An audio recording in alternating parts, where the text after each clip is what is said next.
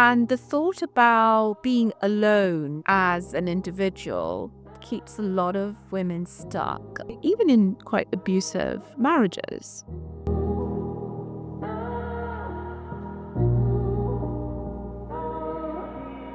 Hi, I'm Shaima and I'm a transformation coach.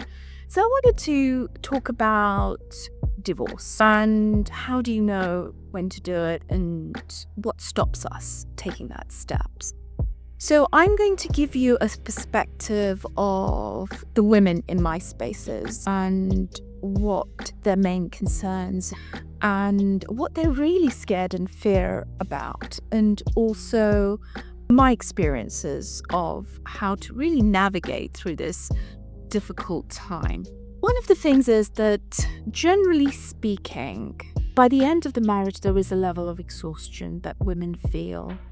And I have that from a lot of my clients where repeating the same thing again and again and not being heard it comes with tiredness, really. How much of it do they need to put up with the same thing where they're not? And not being heard comes across as the lack of respect by the spouse.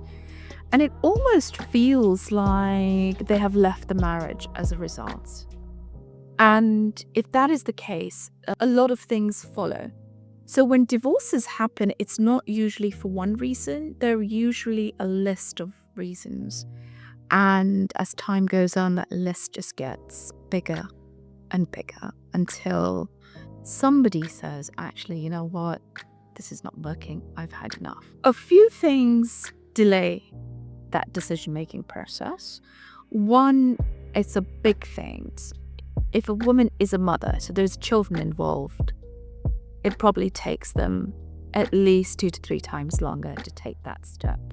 There is a lot of going to and fro that they don't want to do it for the children, right? The children will suffer. And from certain cultural backgrounds, and a lot of my clients have had experiences because they've been product of broken marriages, that they're not treated well with their stepmoms, and they have such a fear that their children will have to suffer that. So they bring that into the decision-making process, the fear.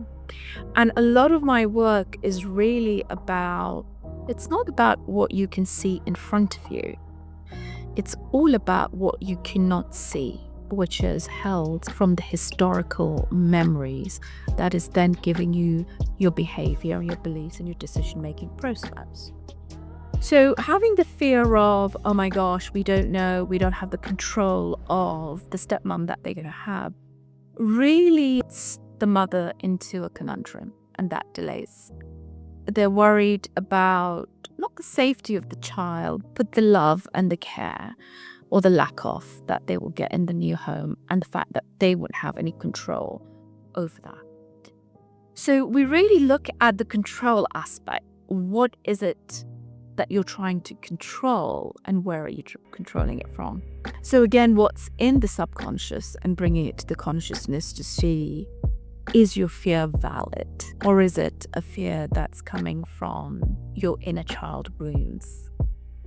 So I would say that is one of the major defining reasons why women delay that process. The other reason is the financial support. It's not for everybody, but there is a lot of women who feel that they won't get the help that they need. Either their parents are not economically well off to support them, or they've given up careers. And we all know women, when they become mothers, either take the back seat on the careers, take time out, or completely leave, especially when they're having multiple children. So financially, they're not as in a secure place as they were prior to getting into the marriage. So the financial element is definitely a big one. But let me tell you that once you decide, you'll be surprised of how help comes your way and how the pathway actually just opens up. and you'll be surprised at how much support is available. But you have to ask for it. You have to seek for it. There is therapy available. There is legal aid available. You'll be surprised how good family and friends can be when it comes to those difficult decision-making processes. So there is support. And when you are making these decisions, you do feel alone. And that is a quite common and understandable factor in this whole decision-making process. But as somebody who has done this, and I can tell you that we lose faith in humanity when we are in bad relationships. And that tends to be a factor when we think, oh, actually, when I leave it, how am I going to do this on your own? But you do have faith in humanity, and you do get that because the world is full of wonderful people who are there to help and navigate. Especially where children are concerned, you'll be really surprised of how willing and able organizations and individuals are. The other thing I wanted to talk about is navigating the relationship with spouses when it ends in divorce and when it is not amicable. And we talk about, there are lots of books out there that say, oh, you've got to navigate and keep it amicable for the children. But a lot of the marriages are not amicable and haven't been amicable for a good few years. So all of a sudden to have a switch pulled up to completely change that scenario becomes very difficult. So I would really recommend that the kids have therapy. And there are organizations like Tavistock to get the parents involved as well. So that really helps smooth the journey and understanding where parents can't agree, but there is a third party involved to navigate that process. The other thing I wanted to talk about that delays the decision-making process for a lot of women who come from what I call as rigid constructs from family and culture and religious systems, where there is deep conditioning and we don't realize it because it's being done automatically. It's more like programmed over not just years, but actually generations. That when you do get divorced, there is a high chance that you will spend a lot of time by yourself. And that whole process of finding a relationship or an intimacy at a level of where you can have some sort of intimacy, you tend to sort of self-doubt or doubt the community you are from and the environment. And the thought about being alone as an individual becomes all of a sudden so big and taking up a lot of space in the room that you sometimes can't see beyond that. That fear keeps a lot of women stuck, even in quite abusive marriages, because the thought of being alone is so devastating and so traumatic, really, that it almost feels what is worse is being alone, much worse than being in an abusive marriage.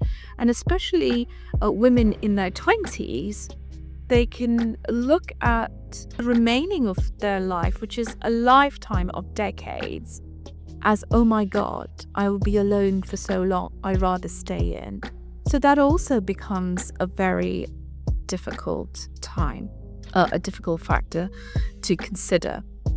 The other thing I would say is when you do decide that this is really not working and I've tried everything, and for a lot of people, tried everything means you talk it through, obviously, with your spouse that this isn't working. You talk it through as a family unit.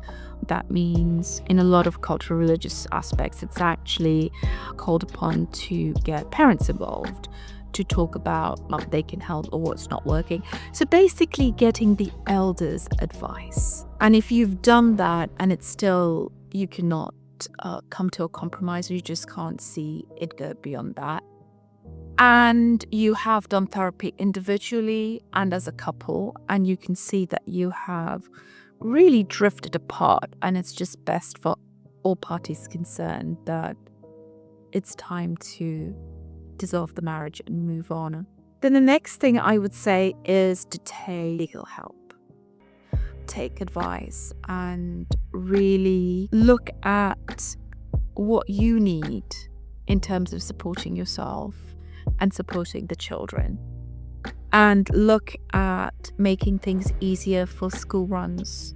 So looking at things as who gets the car, how much you have to pay for childcare because now you have to start working, and looking at feasible solutions on who gets what weekends and holidays and birthdays and festivities and Christmas, those sort of things, and really start talking about that. And it's also very important to have that communication and that therapy post-divorce so you can talk from a place of clarity and compassion. Because what you don't want is the negativity of the couple hindering the children and their progress. Because either they will act out and you'll see the signs pretty quickly in school, or they'll go inwards. You will know as a parent which way your child is processing the sadness and the heartbreak. And children don't always want to talk to parents about it. So I really recommend that they have somebody that they can talk to. It could even be a family member. Some kids are very close to their grandparents. Maybe they can talk to them, or their uncles. Sometimes even coaches at school or mentors are a great help with these sort of things, friends, parents, and so forth. And it doesn't hurt to get professional help, just so that they have an independent outlet where they know that that information is not going to go to either of the parents, so they can talk candidly about how they feel about the situation and the do's and don'ts of the daily life post-divorce, when they're at mum's, when they're at dad's. So that's something I would definitely recommend. If you want to know really more, or you need the space held for yourself, DM me and we can have a discovery call to see how I can help you navigate through this very difficult and trying time.